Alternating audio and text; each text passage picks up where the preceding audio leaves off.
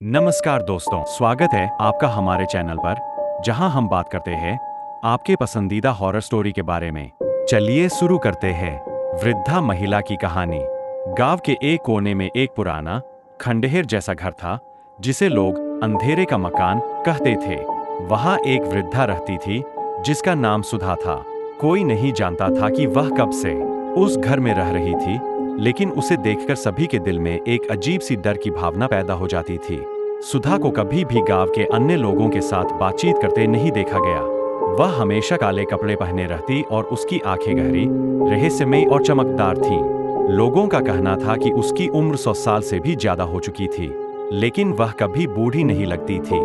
गांव में उसके बारे में कई अफवाहें थीं। कुछ कहते थे कि वह एक डायन थी, तो कुछ कहते थे कि उसने अपनी आत्मा किसी भयानक शक्ति को बेच दी थी। एक रात गांव के एक नौजवान लड़के राहुल ने अपने दोस्तों के साथ हिम्मत जुटाई और उस खंडहर जैसे मकान में जाने का फैसला किया। वे सभी उसे एक चुनौती के रूप में देख रहे थे। सुधा आंटी से डरने की कोई जरूरत नहीं, वो बस एक बूढ़ी औरत है, राहुल ने कहा। राहुल और उसके दोस्त घर के अंदर घुसे। चारों तरफ अंधेरा था और मकान की दीवारों से समय की धूल झर रही थी। अचानक उन्हें धीमे धीमे कदमों की आवाज सुनाई दी। सभी के दिल की धड़कनें तेज हो गईं। अचानक एक आवाज सुनाई दी, कौन है वहां? यह आवाज धीमी लेकिन बेहद डरावनी थी। राहुल ने हिम्मत कर कहा, हम सिर्फ आपको देखने आए हैं। अचानक एक कोने से सुधा बाहर निकली। उसकी आंखें पहले से भी ज्यादा गहरी और चमकदार लग रही थीं। उसने राहुल को घूरते हुए कहा, तुम्हें यहां नहीं आना चाहिए था। राहुल ने देखा कि उसकी आंखों में कुछ अजीब था, जैसे वह उसकी आत्मा में झांक रही हो। तभी अचानक सुधा के चेहरे पर एक अजीब सी मुस्कान आई।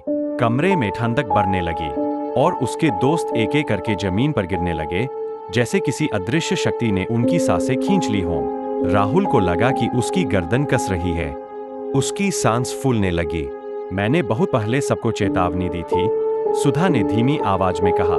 मैं सिर्फ एक वृद्धा नहीं हूँ, मैं वो हूँ जिसे समय भी नहीं छू सका, और जो भी मेरे पास आता है उसकी आत्मा मेरे पास रह जाती है।